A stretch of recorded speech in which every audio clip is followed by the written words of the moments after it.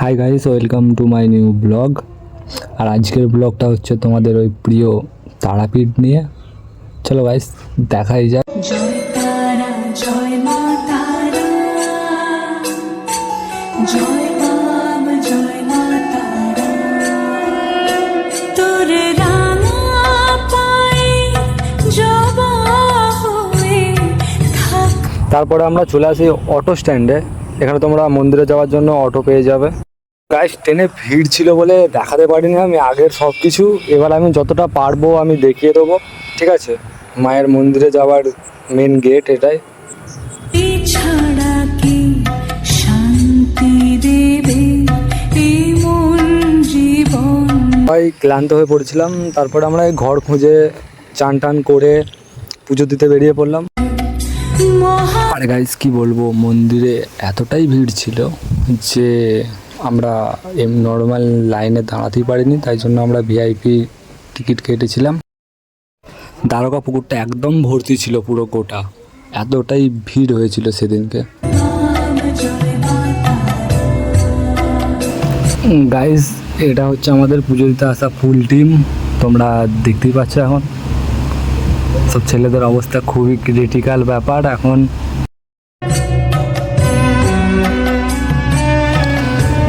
তারপর আমরা চলে আসি এই লাইনের মাঝখানে, তোমরা দেখতেই পাচ্ছ।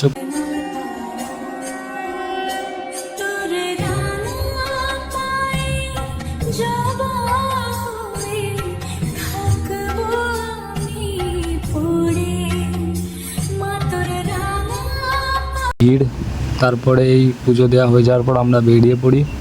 পরিস্থিতিটা দেখাচ্ছি কতটা লোকজন ছিল সেদিন। চরণে ব্যথার শোকে পাবো শীতল ছায়া, তারা তুই ছাড়া কে মুক্তি দেবে বল না এমন করে, তারা তুই ছাড়া কে শান্তি দেবে এই মন জীবন জুড়ে। মহাপীঠ তারাপীঠ। তারপর আমরা চলে যাই যেখান থেকে আমাদের পুজোর সমস্ত জিনিসপত্র কিনেছিলাম, সেই দোকানটার কাছে।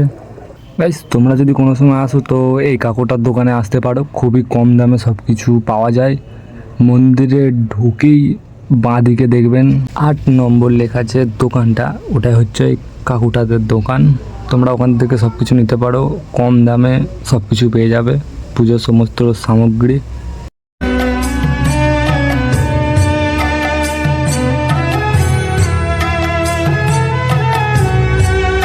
মাগো তোর নয়নে সবার তরে দেখি স্নেহ মায়া, জানি ওই। গাইস, তারপর আমরা চলে আসি তারাপীঠ মহা শ্মশানে।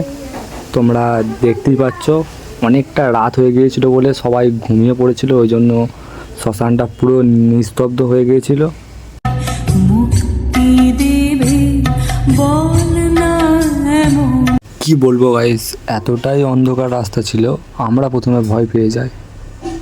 শান্তি দেবে এই মন জীবন জুড়ে। মহাপীঠ তারাপীঠ, মহাপীঠ তারা। এদের মধ্যে হয়তো অনেকেই জানে না মায়ের আসল চরণটা এই শ্মশানেই থাকে। তোমরা দেখতেই পাচ্ছ লাইনটা, ওটাই হচ্ছে মায়ের আসল চরণ দেখার লাইন। জয় তারা, জয় মা গাইস, তারপর আমিও ঘুমিয়ে পড়ি সবার সাথে। তারপর আমরা আবার চলে আসি শ্মশানে সকালবেলা ঘুম থেকে উঠেই, কারণ রাত্রে ভালোভাবে শ্মশানটা আমরা দেখতে পারিনি, ওই জন্য। জয় বাম, জয় মা তারা। তারপর ফোনে চার্জ ছিল না বলে আর ভিডিও করতে পারি না, দিয়ে চলে আসি এই ট্রেনে। চলতে গেলে সবাই আমার লোক, সবাই আমরা উই আর ইন্ডিয়ান, আমরা ভারতীয়।